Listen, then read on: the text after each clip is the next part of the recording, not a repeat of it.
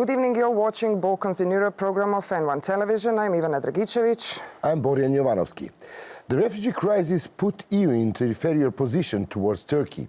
EU was forced to postpone the progress report in November to hide the criticism on Ankara before the elections in the country. Months later, in March, Ankara received a new agreement with EU to burst the immigrant wave, which the Turkish President Erdogan used as a green light to begin the procedure for changing the constitution and strengthening its already authoritarian position, but also to bargain with the EU membership conditions. So will the EU, in a way, because of its own weaknesses, become an accomplice in the build-up of a position of an authoritarian regime neglecting the democratic values? We're talking today in our program with Mr. Elmar Brok, Chair of EP's Committee on Foreign Affairs, a long-time veteran on foreign relations. Welcome to our program. Mr. Tonino Picula, Member of European Parliament, former Minister of Foreign Affairs of Croatia, also a person who is very well informed on foreign affairs in Europe today, and Ms. Amanda Paul from European Policy Center. Welcome to our program, all of you. So basically, Mr. Brok, is European Union, or was European Union blackmailed, or did we have any other choice in the deal with Turkey? The European Union was not blackmailed. We have a global issue, whereas Turkey plays a role because of the geographic situation, but also Egypt, Libya, Tunisia, Algeria, Morocco. Mm-hmm.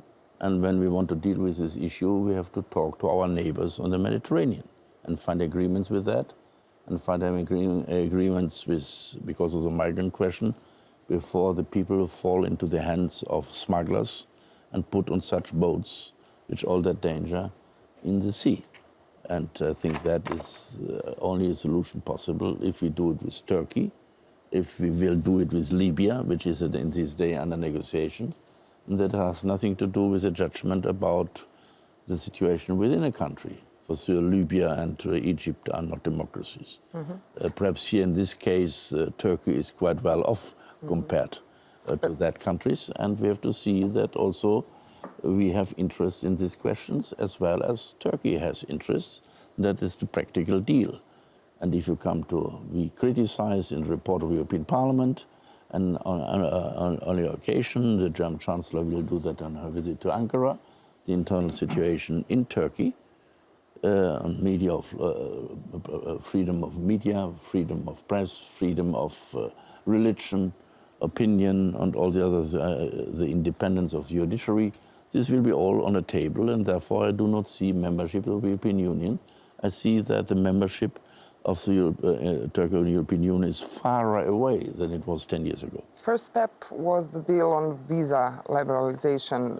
For now, we know that Turkey fully meets 19 out of 72 criteria, and we heard words both from Prime Minister Davutoglu and from President Erdogan that until, the visa thing won't be over until June, then the refugee deal is off. So will this deal be able to become alive until June?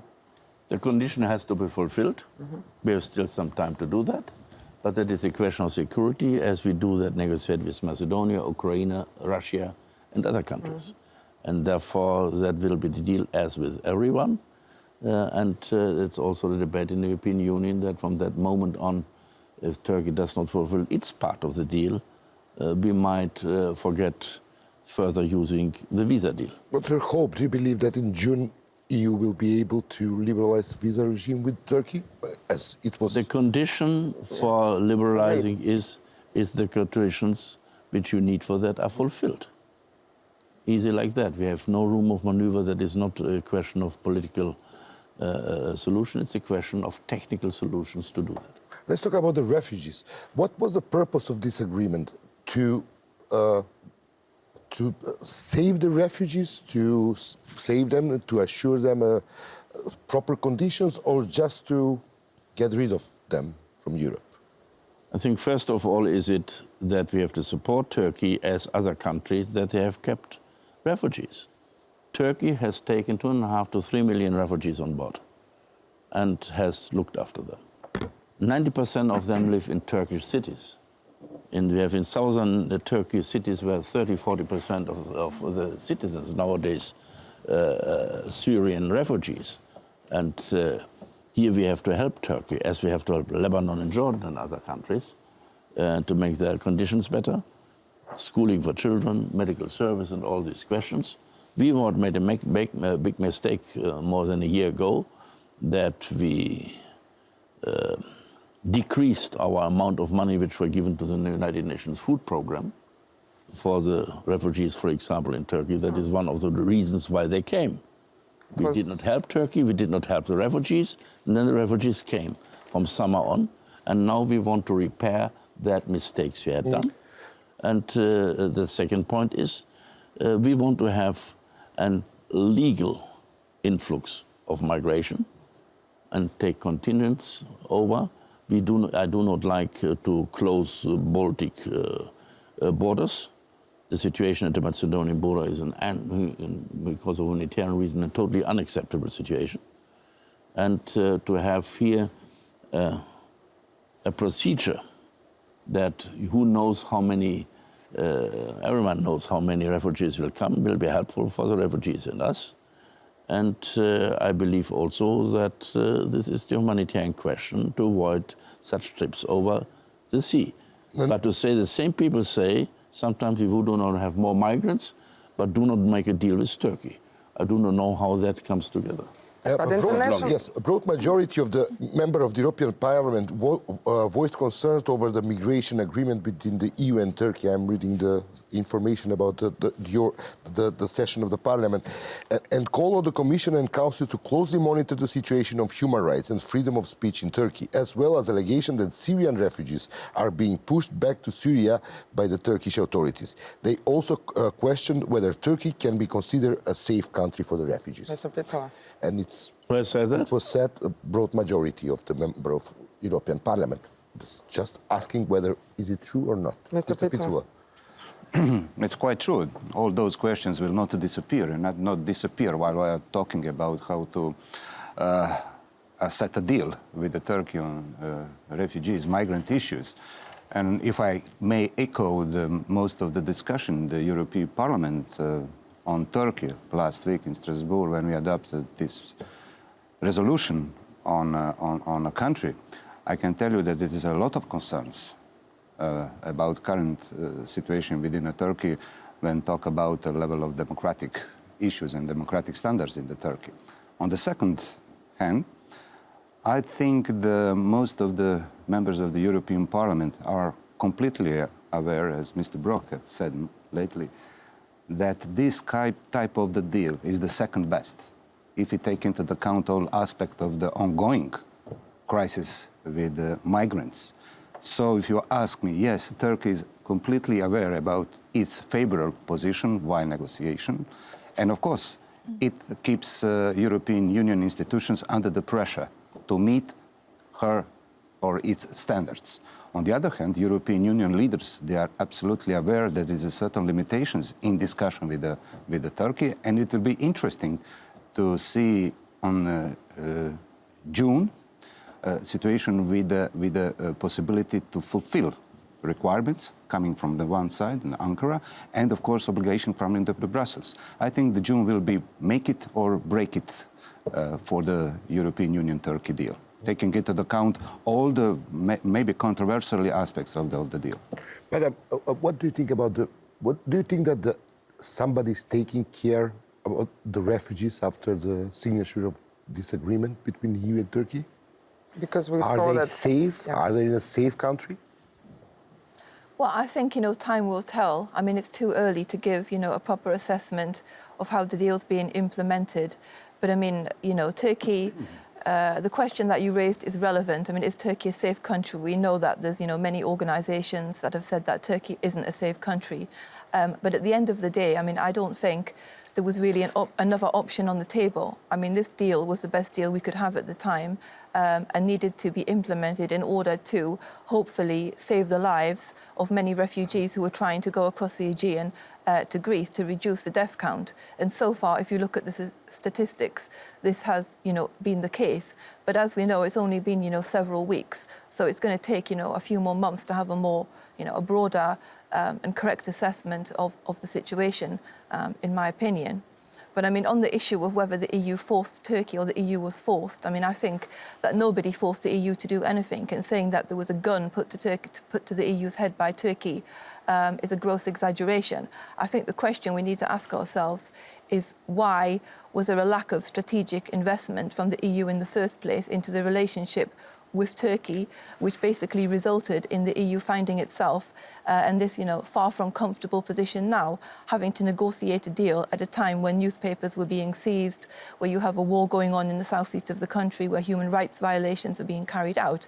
And then you have to turn back the clock and to a certain degree pin it on, the stalling of the accession negotiations, which proved to be, very short-sighted. If this hadn't happened, I think we would have had a better environment for such negotiations. Why there was a lack of this, what Ms. Poole was saying, the lack of, initiative within the European Union to kind of anticipate and, act in that sense before this happened? For sure, that is a mistake of all member countries who cut the money. It was not the European Union. Some countries have never given a penny for that. This has to be reminded. Please blame not the European Union. My country has taken, in the last half a year, 90% of the refugees. Now we have criticism from other countries. They have only organized bus companies who brought the migrants through their own countries to Germany. And now to blame for that, I find also sometimes a little bit ridiculous. And thirdly, yes, Turkey is for Syrian refugees a safe country. They have looked after them 3-4 years long, alone. And the Lebanese and the Jordans, we did not. And now to say that you might discuss it as a safe country if you look to the Kurds or the Kurdish war they have again. That's a different story eternally. But you have to see the internal development of Turkey derived from this refugee situation. If in that logical sense you continue that the refugees can stay only in camps where we have full democracies under the rule of law, then it would mean 60 million refugees have to stay in the United States, Canada, the European Union, Australia, and Japan. And the rest is not possible. I think this logic is, a brutal political logic which some people use against it. And here we have to be fair.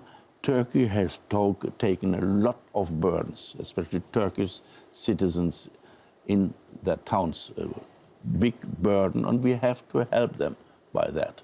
Maybe before we see Borjan's piece from Turkey, just one question. We had a deal at the Western Balkans EU summit.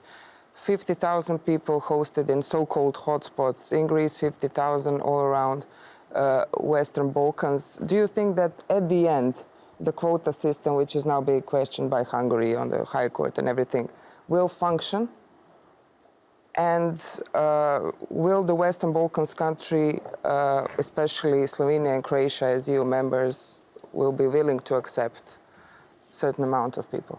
Of course, I cannot speak on behalf of the government in Ljubljana, but recently government in Zagreb, in a way, reiterate its readiness to accept a certain number of the refugees in quotas for Croatia. So I do believe that most of the European Union member states will stick with its own commitment, but don't be naive. There is a lot of second thoughts about the whole system of the quotas. And for the Croatia, I need to say, if you check current situation, we are the only member states without a Schengen system, which take a certain number, 600,000 refugees passing through our country without almost no incidents. But we are wired. We are wired from both sides of the European Union, Hungarian and Slovenian sides. So if you ask me what we need to do in the future to keep a fair share of the burden, it's very hard to say. So I think, if I may say, we are now buying a time, even with this deal with Turkey, because what the European Union is about to achieve now is to reconstruct or reset complete system of border controls. We are now talking in the European Parliament about how to set a new agency and how to set an improved border control system. So I think we will be in a much different situation by the end of this year, with all processes coming to the end, including this deal with Turkey. refugee crisis was one part of the EU-Turkey agreement. The second part was the rapprochement of the Turkey and EU. Turkey raised an interest to intensify the negotiation process. Before we see my piece from Istanbul, having in mind that Mr. Brok has to leave us, I would like to ask him, Mr. Brok, why? I mean, the Turkish authorities said that they want to open the chapter 23 and 24, the most important chapter, having in mind the rule of law and democracy. But the European Union doesn't want to do so. Why? No, the European Parliament has said that we want to open it. And I think also many countries would like to do it. I would love to do it. Because in the whole screening process, we will find out how big the failure of the Turkish government is to fulfilling the principles of the rule of law. Paradoxically, the Turks want to talk about this. Fine, let's do that. The European Commission is avoiding these talks. Let's see at the end of the day. But not the European Commission, but some member countries do not want that. And they do not see the dialectic consequences of discussing these two chapters. This chapter will clarify how far away or how close Turkey is to the European Union. And many of us believe they know the results of that, and that will clarify the whole debate, especially in a certain debate in Germany now. And therefore, I hope it will be opened. And we have to see for the Turkish membership, which is not happening next day. You need in a council 72 decisions by anonymity. Who is against, Mr. Brok? I wouldn't know. Opening those chapters? Probably the French and the Austrians, I judge, normally. Yeah. And the Dutch, perhaps. But I do not know exactly. I think that should be opened and that should be clarified that this is a good chance to do that. And we need 72 decisions by the Council by anonymity for closing at the end of the day the membership decisions on Turkey. Then it comes, this is now the vote 6 and 7. So let's see. So this will not happen next day that this negotiation will be concluded, especially this chapter will not be concluded so long Mr. Erdogan does that policy which he does. So let's see what are the policies, what you recorded in Istanbul. Let's see the package. Democracy is like a train. You get off once you have reached your destination. This is a statement by the Turkish President Recep Tayyip Erdogan made in the beginnings of his political career. Today, many in Turkey fear that Erdogan is just one station away from getting off the train. A draft new constitution is in preparation, and it will introduce a presidential system and a strengthening of the already strong positions of the father of the nation in this country on the bridge between Asia and Europe. It will very much depend on how this constitution emerges and whether it will be a constitution that will be able to expand the scope for fundamental freedoms, for an independent judiciary, for checks and balances, or on the contrary, whether it will push Turkey further in the direction of being an illiberal democracy with weakened checks and balances, with a lack of independent judiciary, and from there with even weaker guarantees as concerns fundamental freedoms and press freedoms. So a lot really will depend on how this constitutional dynamic will unravel. Based on what is happening in Turkey now, there is not much hope that the new constitution will bring democratic values. Quite the opposite. Everything corroborates the fear that this move will make the autocracy official. Dozens of journalists and intellectuals are imprisoned, accused of aiding terrorism or because they have criticized the president. La Turquie, même dans le coup d'État de 12 avril 80, il n'y a pas eu une chose pareille.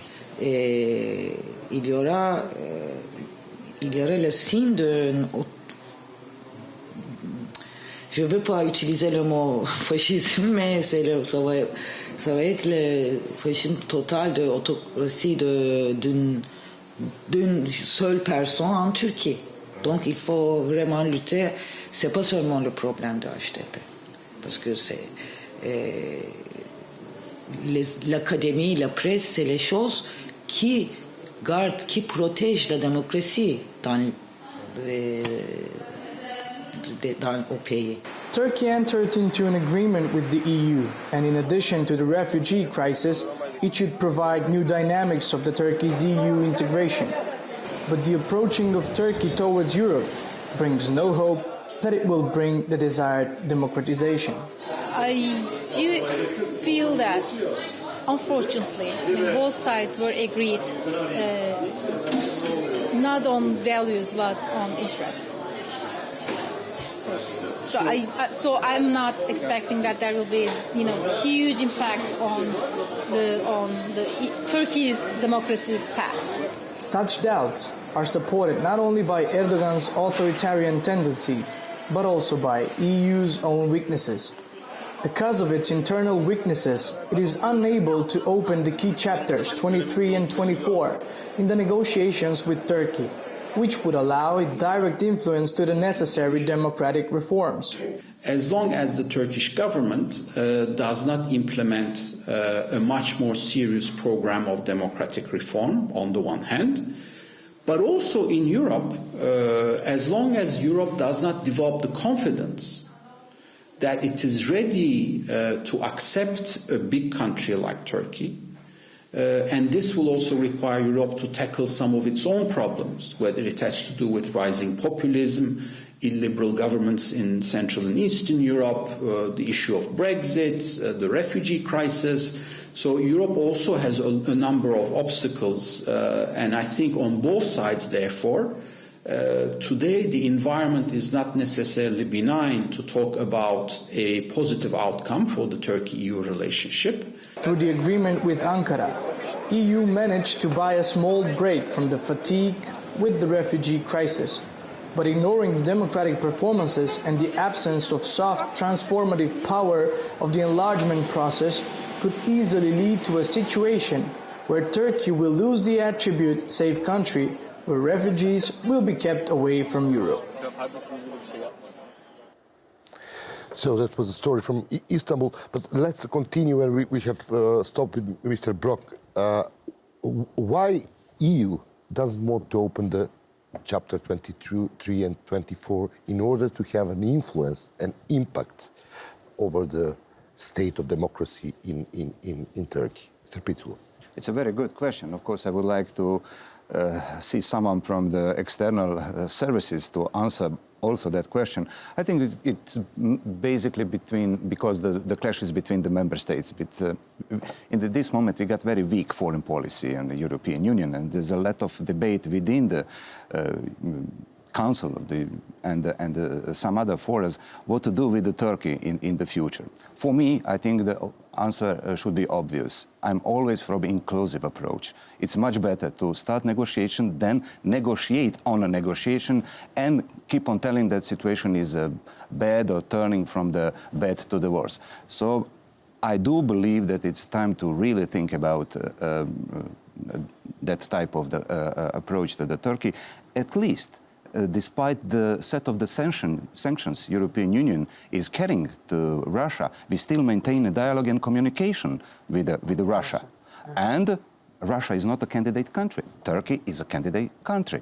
And I think if we put this problem into much wider perspective, I think in the immediate future we need to open up the dialogue with the Erdogan regime and to, of course, try to push the limits and to see how Turkey really is capable to carry responsibility during the negotiations. It's interesting that you said Erdogan's regime. Yeah. Absolutely. Yeah. Because if I may end up my thoughts, European Union, unfortunately, lately collected so many experience in dealing with strong persons in immediate neighborhood, like Mr. Erdogan or Mr. Putin. On the other side, you got almost no one or very weak representatives coming from the failed state. So it's very interesting, this appropriation when talk about interlocutors to European institutions.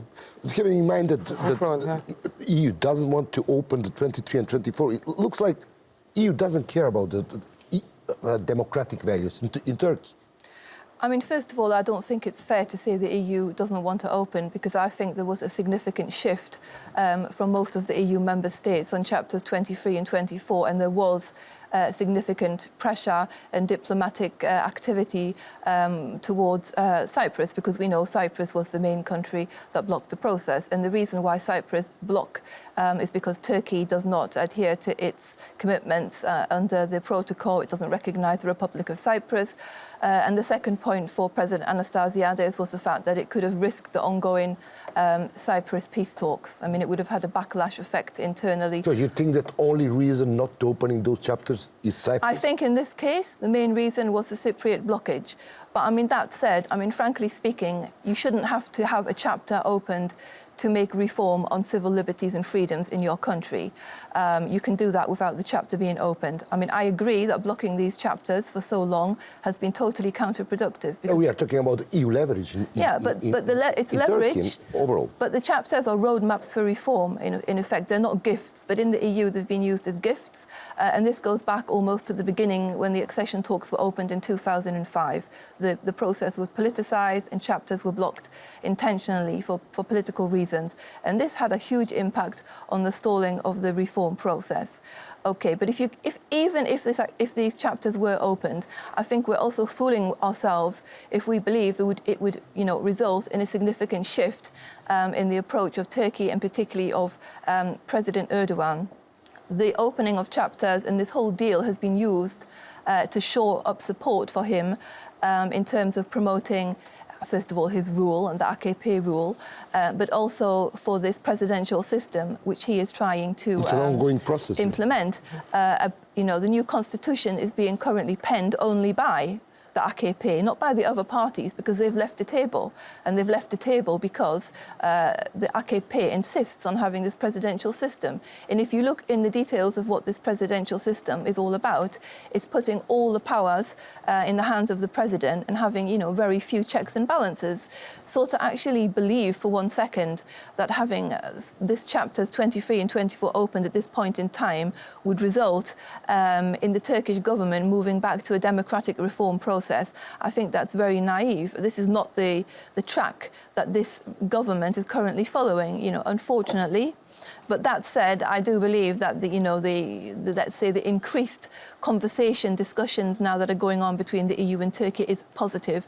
But it should. One last question, if I may. We have to finish because of the time. Okay. So we'll see. Will there be any more gifts or shifts, as you said, towards Turkey and with the Turkey? Mr. Picula, Ms. Paul, thank you very much for being our guest. Poštovani gledatelji, pratili ste emisiju Balkan u Evropi. Srdačan pozdrav. Thank you.